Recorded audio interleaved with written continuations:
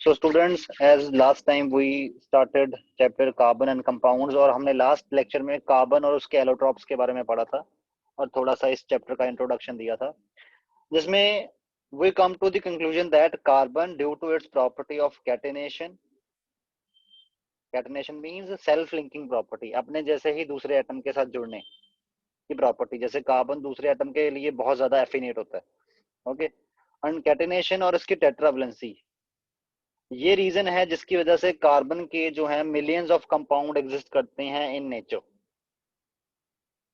Okay, अब हम जैसे मैंने बोला था लास्ट टाइम भी कि मिलियंस ऑफ कंपाउंड एग्जिस्ट करते हैं, तो ऐसा तो पॉसिबल नहीं है कि आप मिलियंस ऑफ कंपाउंड्स का नेम याद करो, याद होंगे ही नहीं, रहेंगे नहीं याद। बिलियन का मतलब 10 लाख से भी ज्यादा कंपाउंड। ओके, तो उसके लिए क्या है, उसके लिए एक प्रॉपर क्लासिफिकेशन कर दी गई है कंपाउंड्स की। जो आपके कंपाउंड्स हैं कार्बन कंपाउंड्स, उनकी क्लासिफिकेशन कर दी गई है और उनके लिए नेमिंग के लिए आईयूपीएसी ने, international union of pure and applied chemistry, okay, ये ऑर्गेनाइजेशन है जो ऐसे वाले जो मैटर्स पे डिसीजन लेती है, इसने डिसाइड किया कि हम ऑर्गेनिक कंपाउंड्स की नेमिंग के लिए कुछ एक रूल्स बनाएंगे। ओके, तो आज हम शुरू करने वाले हैं ऑर्गेनिक कंपाउंड्स, जिनको कार्बन कंपाउंड्स भी बोलते हैं। ओके, और उनकी क्लासिफिकेशन, डिफरेंट डिफरेंट कैटेगरीज कौन कौन सी हैं उनमें। ओके, और साथ में हम ये पढ़ेंगे कि ऑर्गेनिक कंपाउंड्स की आईयूपीएसी नेमिंग कैसे होती है। क्लियर? उसके बाद जो बस यही इतना ही आपको चैप्टर में है, इस चैप्टर में। ओके, मतलब हार्डली 5-6 लेक्चर्स का काम है। हो सकता है प्रैक्टिस करने में हमारे 7-8 लेक्चर लग जाएं, बट वैसे थ्योरी वाइज सिर्फ 5-6 लेक्चर का काम है। Okay, so now I am starting organic compounds. First of all, what is meaning of organic compounds? Carbon compounds containing majorly the carbon by weight are called organic compounds. Organic compounds में majorly carbon by weight majority में होता है। Okay, और जो organic compounds होते हैं they are related to the living beings. Organic compounds majorly living beings के साथ रिलेटेड होते हैं, जैसे प्लांट्स हो गया, एनिमल्स हो गए। Okay, organic compounds are related to these species. Okay, हालांकि कुछ एक आपको एक्सेप्शन भी देखने को मिल जाएंगी, जैसे फॉर एग्जांपल ग्लूकोज को हम कार्बन कंपाउंड नहीं बोलते। क्यों नहीं बोलते? क्योंकि ग्लूकोज में कार्बन जो है वो मेजोरिटी में नहीं है। वैसे कार्बन कंपाउंड की हमने डेफिनेशन क्या बोली, जिनमें carbon will be in the majority, other elements भी होंगे बट वो मेजोरिटी में नहीं होंगे, बाय वेट मेजोरिटी कार्बन की ही होगी। बट कुछ एक एक्सेप्शंस भी देखने को मिलती हैं, जैसे glucose. Glucose is organic compound, organic thing से रिलेटेड है, but it is not having carbon in majority. Okay, उससे नेक्स्ट आपके पास आता है classification of organic compounds. Organic compounds की क्लासिफिकेशन, कि हम ऑर्गेनिक कंपाउंड्स को कैसे क्लासिफाई कर सकते हैं, और ये क्लासिफिकेशन का बेसिस क्या है? On basis of chemical property. हम केमिकल प्रॉपर्टीज के बेसिस पे क्लासिफिकेशन करने वाले हैं अब ऑर्गेनिक कंपाउंड्स की। ऑर्गेनिक कंपाउंड्स को उनकी केमिकल प्रॉपर्टीज के बेसिस पे you can classify into these categories. Okay, इसके अलावा भी कई सारी कैटेगरीज हैं, बट वो अभी थोड़ा हायर स्टडी वाली बात हो जाती है। Okay, clear? तो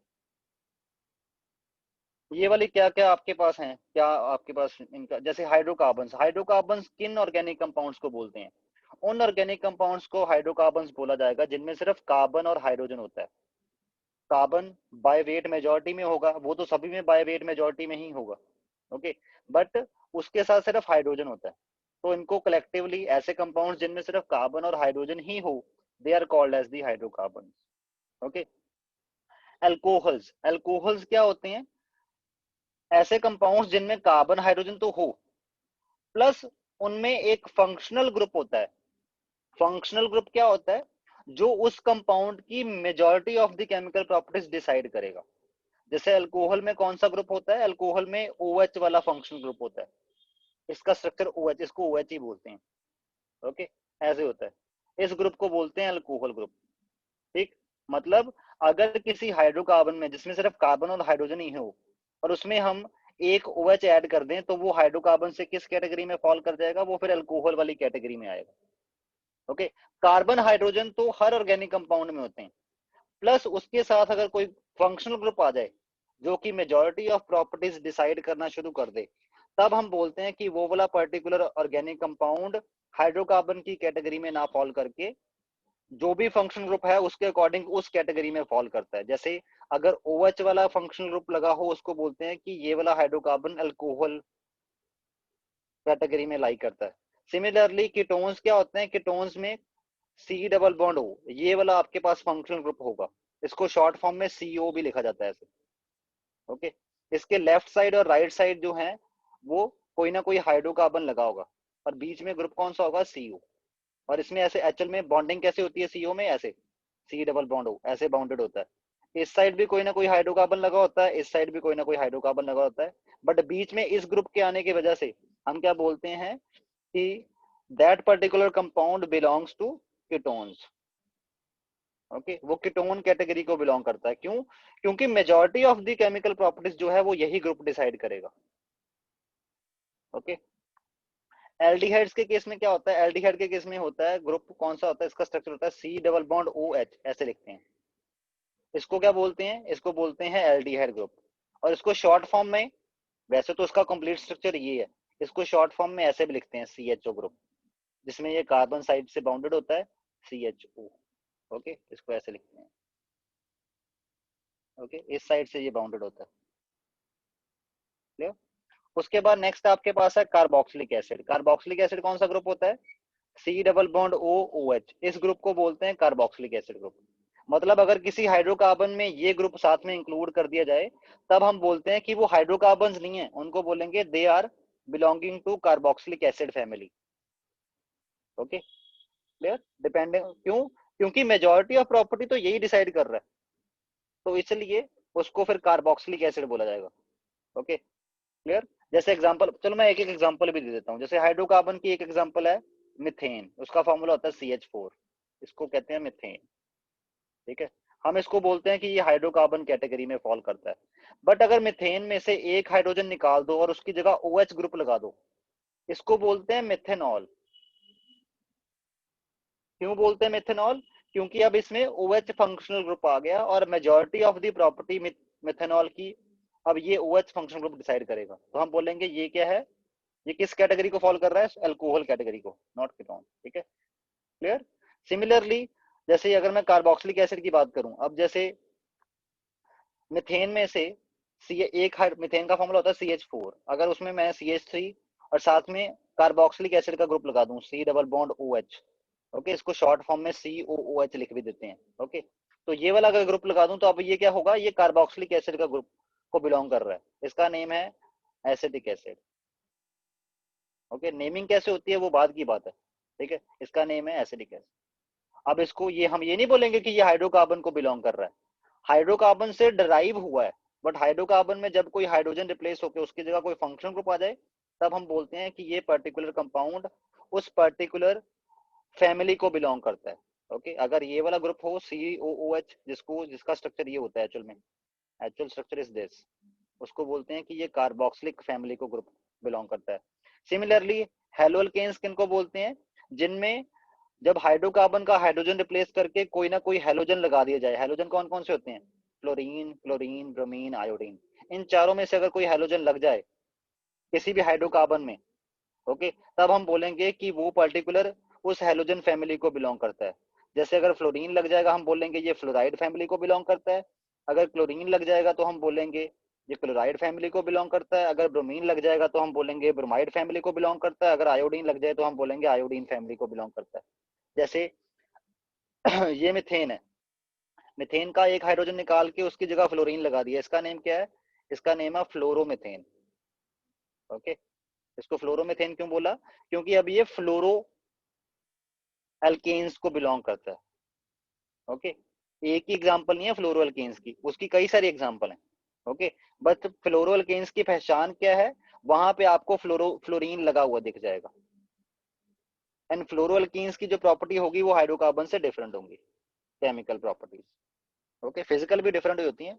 ओके, सिमिलरली एक ग्रुप होता है एस्टर ग्रुप। एस्टर ग्रुप कौन सा होता है, C डबल बॉन्ड O, इसको बोलते हैं एस्टर ग्रुप, ये लिखा हुआ है मैंने। ओके, जब आपको किसी कंपाउंड में ये वाला ग्रुप दिख जाए और इस ग्रुप के लेफ्ट साइड भी R लगाओ, R का मतलब कोई हाइड्रोकार्बन चेन, और राइट साइड भी कोई हाइड्रोकार्बन लगाओ, तब हम इस पर्टिकुलर कंपाउंड को बोलेंगे कि ये एस्टर फैमिली को बिलोंग करता है, ठीक है, क्योंकि ये पर्टिकुलर ग्रुप उसमें प्रेजेंट है। एस्टर को शॉर्ट फॉर्म में COO लिखा जाता है, ऐसे COO, और उसके राइट साइड में भी कोई ना कोई हाइड्रोकार्बन की चेन होगी और लेफ्ट साइड में भी कोई ना कोई हाइड्रोकार्बन ही होगा। ओके, तो इसको बोलते हैं एस्टर, इस ग्रुप को बोलते हैं एस्टर। और जिस कंपाउंड में भी ये वाला ग्रुप आएगा हम बोलेंगे that is belonging to the ester family. Ether group भी होता है। ईथर ग्रुप में क्या होता है, ऑक्सीजन, उसके राइट में भी कोई ना कोई हाइड्रोकार्बन और लेफ्ट में भी कोई ना कोई हाइड्रोकार्बन। एक होता है थायो ईथर, यहाँ पे थायो ईथर के स्पेलिंग गलत कर रखे हैं, थायो यहाँ पर THI होगा। ओके, थायो ईथर। ओके, थायो ईथर में क्या होता है, थायो ईथर में ऑक्सीजन की बजाय सल्फर होता है, जिसके लेफ्ट साइड में भी कोई ना कोई हाइड्रोकार्बन होगा, राइट साइड में भी कोई ना कोई हाइड्रोकार्बन होगा।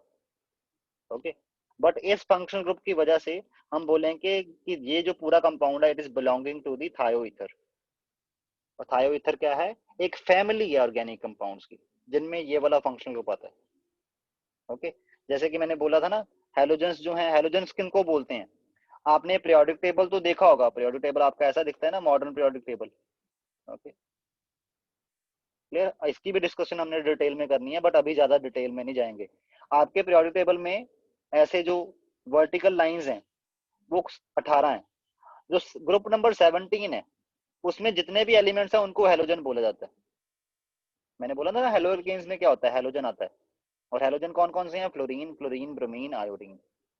Okay, group 17 elements are halogens, अगर ये इनके नाम लिख रखे हैं। Got it, clear. मतलब अगर ऑन दी होल मैं बोलूं कि इसमें आपसे आप क्या कंक्लूजन निकालोगे, इससे आप ये कंक्लूजन निकाल रहे हो कि ऑर्गेनिक कंपाउंड की डिफरेंट डिफरेंट कैटेगरीज होती हैं on the basis of their chemical properties. But ये केमिकल प्रॉपर्टीज किसके अकॉर्डिंग डिसाइड होती हैं, ये डिसाइड होती हैं फंक्शनल ग्रुप के अकॉर्डिंग। अगर कोई फंक्शनल ग्रुप नहीं है, सिर्फ कार्बन और हाइड्रोजन है, तब हम बोलते हैं कि वो वाला पर्टिकुलर कंपाउंड हाइड्रोकार्बन को बिलोंग करता है। इनकी अपनी प्रॉपर्टीज होती हैं। ओके, जैसे मान लो आपके पास दो हाइड्रोकार्बन है, एक मिथेन है एक इथेन है, इथेन का फॉर्मूला ये होता है। इन दोनों की chemical properties almost same same ही होती हैं, हाइड्रोकार्बन्स की chemical properties almost same same होती हैं, क्योंकि वो एक ही फैमिली को बिलोंग कर रहे हैं। पूरी भी सेम नहीं हो जाती, ये नहीं कि डिट्टो सेम ही होती हैं, मतलब ये लगा के चलो 90% केमिकल प्रॉपर्टीज सेम ही होती हैं हाइड्रोकार्बन्स की, तभी तो उनको एक फैमिली में डाल रहे हैं। सिमिलरली एल्कोहल्स की जो एल्कोहल्स कौन से होंगे, जिनमें कार्बन और हाइड्रोजन तो होगा ही होगा, साथ में एक OH ग्रुप होगा, उसको बोलेंगे कि ये पर्टिकुलर कंपाउंड्स जितने भी OH ग्रुप वाले कंपाउंड होंगे they are falling in the category alcohol. जिनमें ये वाला फंक्शन ग्रुप होगा उसको बोलेंगे कीटोन में फॉल कर रहे हैं, जिनमें ये वाला फंक्शन ग्रुप होगा उसको बोलेंगे कि ये एस्टर में फॉल कर रहे हैं, कि ये एस्टर फैमिली को बिलोंग करते हैं। ठीक है, कितने सारे एस्टर होंगे, उन सभी की प्रॉपर्टीज आपस में सिमिलर होगी, डिट्टो सेम नहीं होगी बट सिमिलर होगी, तभी तो उनको एक फैमिली में डाल रहे हैं। तो ये आपके पास डिफरेंट टाइप ऑफ फैमिलीज हैं किसकी, ऑर्गेनिक कंपाउंड्स की। इसके अलावा भी कई सारी फैमिलीज हैं, क्योंकि मिलियंस ऑफ कंपाउंड्स हैं आपके पास। ये तो कुछ एक मैं आपको बता रहा हूँ आपके सिलेबस के अकॉर्डिंग, हालांकि इसमें भी थोड़ा सा एक्स्ट्रा ही बता रहा हूँ, बट और भी कई कुछ बड़ा कुछ है, ठीक है, पढ़ने को, बट वो हायर स्टडीज वाली बात है। Okay, so these are the classes of different type of different types of organic compounds. Okay, now we will discuss these all types one by one, इनको वन बाय वन डिस्कस करेंगे। So चलो आगे थोड़ा सा और पढ़ लेते हैं अभी इन्हीं को। There is a difference also in some chemical properties, जैसे मैंने बोला कि डिट्टो सेम नहीं हो जाती, ठीक है, थोड़ा बहुत डिफरेंस होता ही है केमिकल प्रॉपर्टीज में। ओके, बट हाँ, आप कह सकते हो 80 to 90% प्रॉपर्टीज सेम ही होती हैं, बट 10% डिफरेंट भी होती हैं। जैसे अब डिफरेंस कैसे, डिफरेंस को सर आप बोलोगे सर डिफरेंस एक्सप्लेन करो थोड़ा सा एग्जांपल लेके।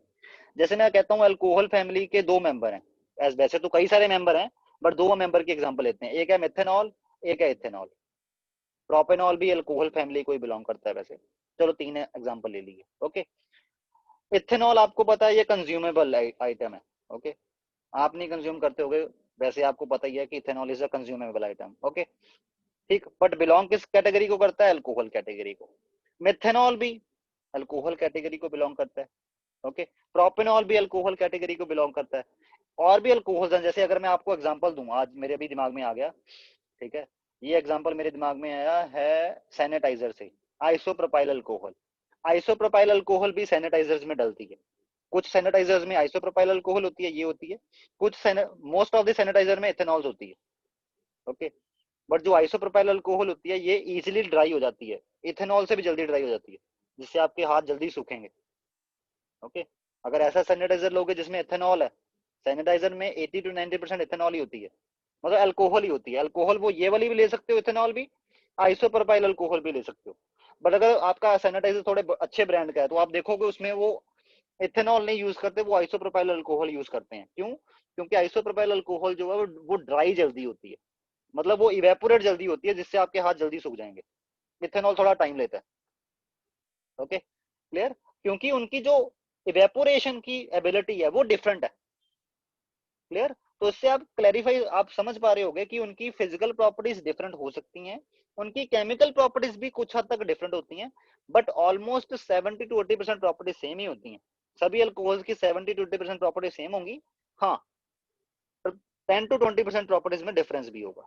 ओके, जैसे अब मैं दोबारा अपने एग्जांपल केमिकल प्रॉपर्टीज डिफरेंस कैसे होती हैं वो भी बता रहा हूँ। फिजिकल तो मैंने बता दिया अभी आइसोप्रोपाइल अल्कोहल और इथेनॉल का एग्जांपल देके, कि वो जल्दी ड्राई होता है, ये थोड़ा टाइम लेता है, क्योंकि उसकी इवेपोरेशन जल्दी हो जाती है, इथेनॉल इवेपोरेशन करने में टाइम लेता है। Okay, clear? केमिकल प्रॉपर्टीज का अब डिफरेंस बता रहा हूँ। इथेनॉल और मिथेनॉल दोनों सेम कैटेगरी को बिलोंग करते हैं, that is alcohol, but ethanol consumable है, मिथेनॉल कंज्यूमेबल नहीं है। क्यों मिथेनॉल कंज्यूमेबल नहीं है? क्योंकि मिथेनॉल जब हमारे लिवर में जाती है तो ये मिथेनॉल में कन्वर्ट हो जाती है। ठीक है, ये मिथॉन मिथेनॉल क्या है ये इसकी बात बाद में, अभी आप बस इतना समझो। मिथेनॉल जब हमारे लिवर में जाती है तो वो मिथेनॉल में कन्वर्ट हो जाती है, जिसकी वजह से क्या होता है, जिसकी वजह से वो मिथेनॉल हमारे ऑप्टिक नर्व को डैमेज कर देता है। क्लियर? हालांकि इथेनॉल के केस में तो ऐसा कुछ नहीं होता। Got it? तो इट मींस दोनों सेम कैटेगरी को बिलोंग करने के बावजूद भी एक कंज्यूमेबल है, एक कंज्यूमेबल नहीं है। Got it?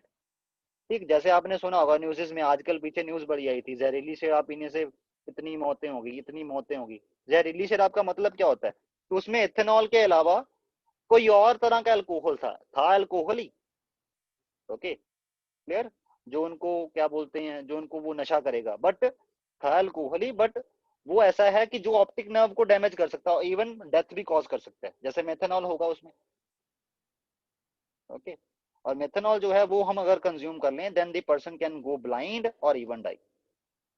ओके, इसलिए सेम कैटेगरी के अंदर भी जो एलिमेंट्स आएंगे, जो कंपाउंड्स आएंगे, नॉट एलिमेंट्स, जो कंपाउंड्स आएंगे, they will have some of properties different, not all, but some of their chemical properties are different, और फिजिकली भी डिफरेंट ही होते हैं। फिजिकली डिफरेंट हो सकते हैं बट केमिकली वो 80 to 90% सिमिलर, 10 to 20% डिफरेंस भी होता है, जैसे मिथेनॉल और इथेनॉल में है। अब ये जितने भी कैटेगरीज हमने पढ़ी हैं ऑर्गेनिक कंपाउंड्स की, हमने इनको वन बाय वन डिस्कस करना है। सबसे पहले हम डिस्कस करने वाले हैं hydrocarbons. Okay, first category hydrocarbon, those organic compounds made of carbon and hydrogen only. Okay, hydrocarbons की फर्दर क्लासिफिकेशन की जा सकती है। हाइड्रोकार्बन तीन तरीके के, नहीं, हाइड्रोकार्बन की पहले दो क्लासिफिकेशन की जा सकती हैं। ठीक है, एक होते हैं असाइक्लिक, एक होते हैं साइक्लिक। Okay, clear? और असाइक्लिक में आगे तीन कैटेगरीज हैं, कौन कौन सी? Alkane, alkene and alkyne. Okay, और साइक्लिक में भी ऐसे ही हैं, उनकी डिस्कशन बाद में करेंगे। ओके,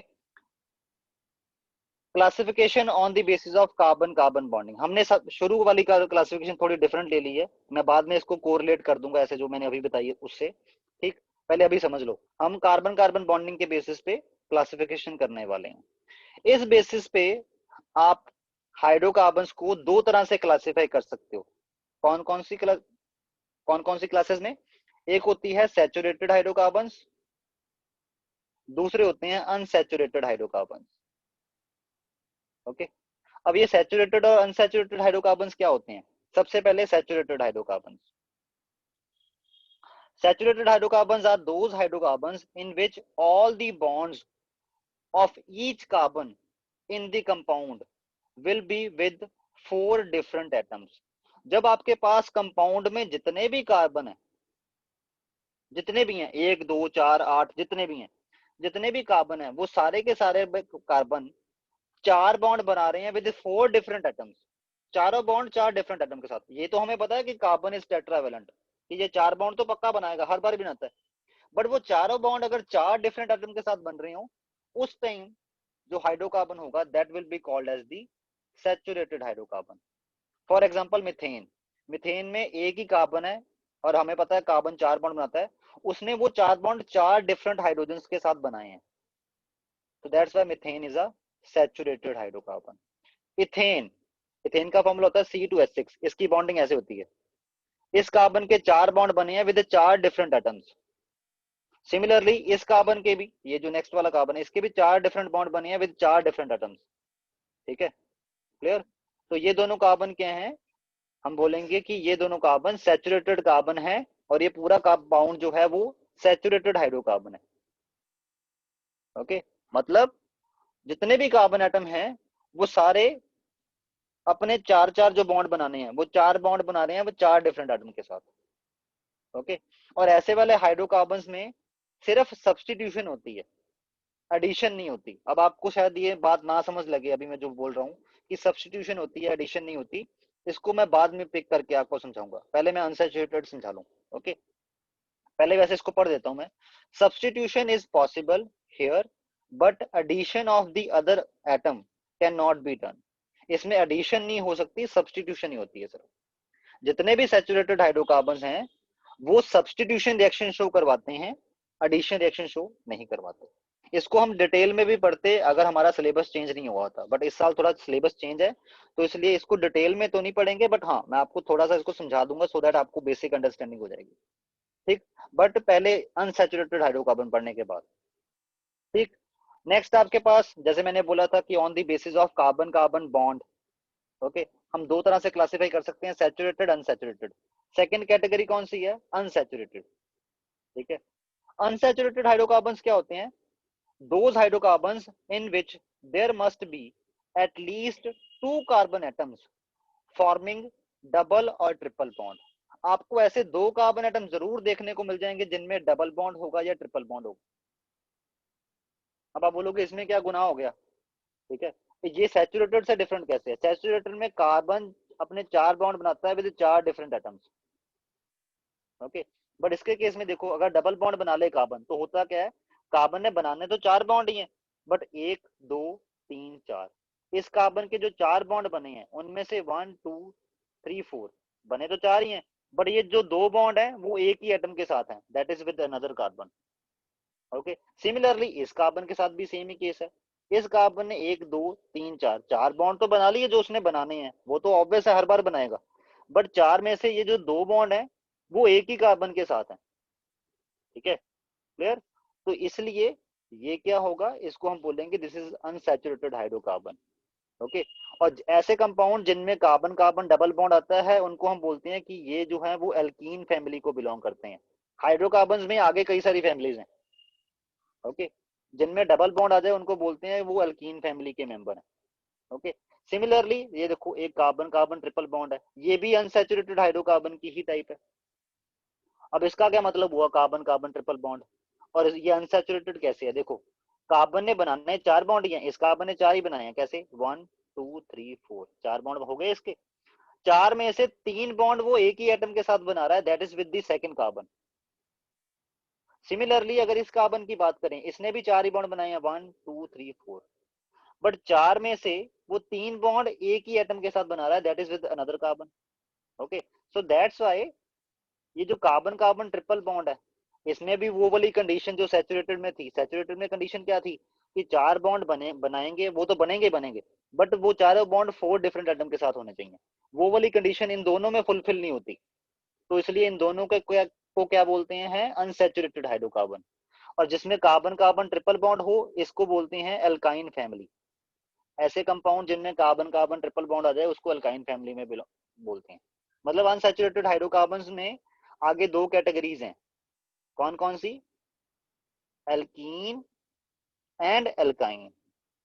एल्कीन कौन सी होती है, जिसमें कार्बन कार्बन डबल बॉन्ड हो, एल्काइन कौन सी होती है जिसमें कार्बन कार्बन ट्रिपल बॉन्ड हो, दोनों को कलेक्टिवली अनसैचुरेटेड हाइड्रोकार्बन बोला जाता है। ओके, अब इनमें ये अनसैचुरेशन होने की वजह से क्या होता है, क्या प्रॉपर्टी में डिफरेंस आता है, ये दोनों कैसे डिफर करते हैं फ्रॉम सैचुरेटेड हाइड्रोकार्बन्स, ठीक है, वो उसका आंसर है due to double and triple bonds there can be addition of any reagent.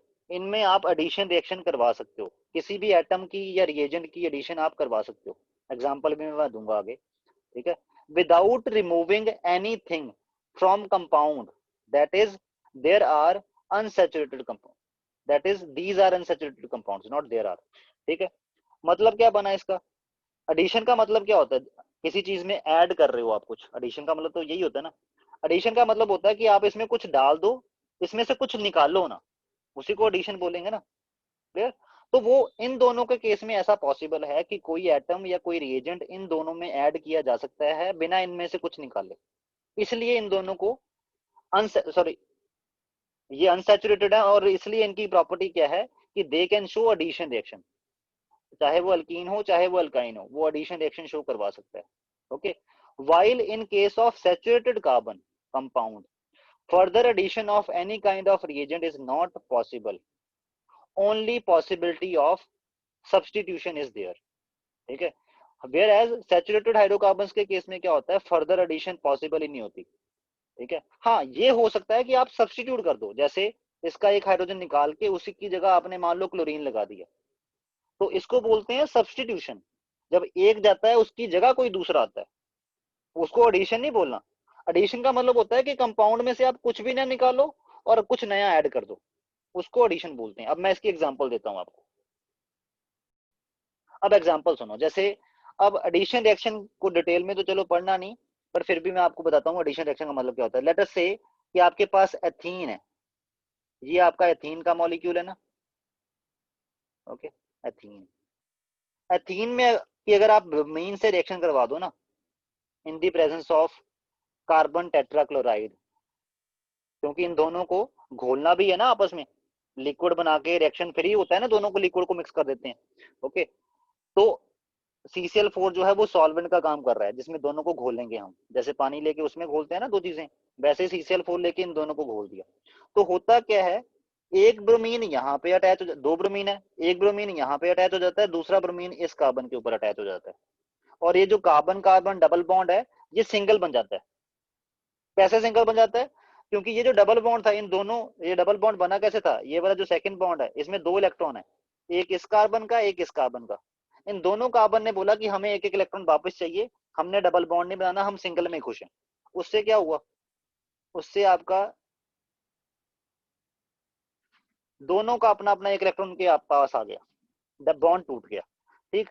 और जो ब्रोमीन है, इन्होंने भी ब्रोमीन में भी ये ऐसे जुड़े होते हैं, इन्होंने भी डिसाइड किया कि हम अपना अपना इलेक्ट्रॉन वापस ले जाएंगे, ठीक है। तो ये दो ब्रोमीन बन गए ऐसे, ओके। एक ब्रोमीन जुड़ गया यहाँ आके, दूसरे वाला ब्रोमीन यहाँ से जुड़ गया इस कार्बन के साथ बॉन्ड बनाने के लिए। तो हुआ क्या,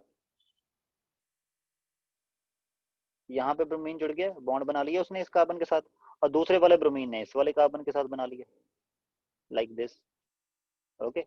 तो इसमें मतलब इसमें आपको अगर आपने ब्रोमीन डालना है तो आपको इसमें से कुछ निकालना नहीं पड़ा, इन्होंने खुद ही अपना डबल बॉन्ड तोड़ के अपना अपना इलेक्ट्रॉन वापस लिया और दोनों ब्रोमीन के साथ एक एक सिंगल बॉन्ड बना लिया, और आपके पास कंपाउंड क्या बन गया, ये वाला, ये वाला, ओके। इसको अगर मैं रिएक्शन को कट शॉर्ट में लिख दूं, जैसे इतना एक्सप्लेनेशन करोगे तो शायद आप कंफ्यूज हो जाओगे, इसको ऐसे लिखते हैं इस रिएक्शन को कि इसमें ब्रोमीन ऐड हुआ, ओके, हुआ क्या, आपके पास ये कंपाउंड बन गया, ये वाला कंपाउंड बन गया लाइक दिस,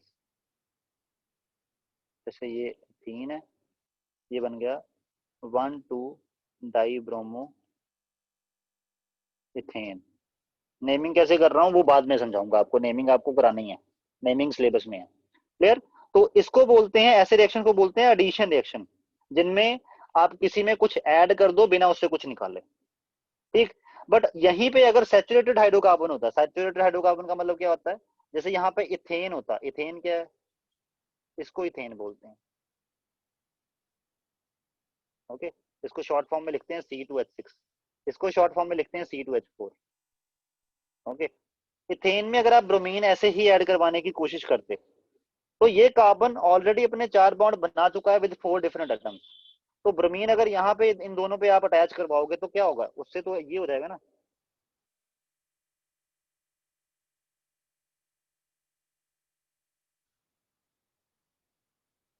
उससे तो ऐसा हो जाएगा। बट कार्बन तो 1 2 3 4 5, और ये वाला कार्बन भी 1 2 3 4 5, कार्बन तो 5 5 बॉन्ड बना रहा है, कार्बन कभी 4 5 बॉन्ड तो बना ही नहीं सकता, कार्बन बनाता ही 4 बॉन्ड है। तो ये वाला केस एक्चुअल में पॉसिबल ही नहीं है, ये गलत केस है, ऐसे नहीं हो सकता, ठीक है। तो इट मीन्स इसमें आप एडिशन नहीं करवा सकते, ठीक। एथीन में आप ब्रोमीन की एडिशन नहीं करवा सकते। अगर करवाना ही है तो आप एक काम करवा सकते हो, वो काम क्या है, वो है सब्सटीट्यूशन। जैसे ये मैंने बात करी एडिशन रिएक्शन की, this is addition reaction, okay. क्या करवा सकते हैं हम करवाना ही है तो हम करवा सकते हैं सब्सटीट्यूशन, ओके। जैसे एग्जांपल के लिए सब्सटीट्यूशन का अगर मैं एग्जांपल दूं, पहले मैं दोबारा से इथेन बना लूं, ये इथेन है, ओके। इसमें मैं ब्रोमीन ऐड कर रहा हूँ। सब्सटीट्यूशन करवाने के लिए मेरे को थोड़ी कंडीशन डिफरेंट करनी पड़ेगी, सनलाइट फॉल करवानी पड़ेगी, इन दोनों को मिक्स करके उस मिक्सचर के ऊपर सनलाइट फॉल करवानी पड़ेगी। उससे क्या होता है, उससे होता ये है कि यहाँ से एक हाइड्रोजन अपना इलेक्ट्रॉन निकल के बाहर आ जाता, लेके बाहर निकल जाता है, और यहाँ से इन दोनों में से एक ब्रोमीन निकल के यहाँ पे इसके साथ अटैच हो जाता है। हुआ क्या प्रोडक्ट बनता है आपके पास, you will get this product. और आपका जो एक ब्रोमीन इसका बच गया है, दो में से एक तो बच गया ना, और इसका ये जो हाइड्रोजन निकला, ये दोनों आपस में मिलके HBr बना लेते हैं, ठीक है। इसको बोलते हैं सब्सटीट्यूशन, ठीक है। ठीक, ब्रोमीन इज सब्सटीट्यूटिंग हाइड्रोजन, क्योंकि ब्रोमीन हाइड्रोजन को सब्सटीट्यूट कर रही है, ठीक। तो जो आपके पास एल्कीन्स हैं, जिनको सैचुरेटेड हाइड्रोकार्बन बोलते हैं, वो सब्सटीट्यूशन रिएक्शन शो करवा सकते हैं, ओके। बट एल्केन्स जो हैं, इसका नेम था एथीन, इसको एल्केन भी बोलते हैं, ठीक है, ये एल्कीन है, ठीक। जो आपके एल्केन्स हैं वो एडिशन रिएक्शन नहीं शो करवा सकते, ठीक। जो एल्कीन्स हैं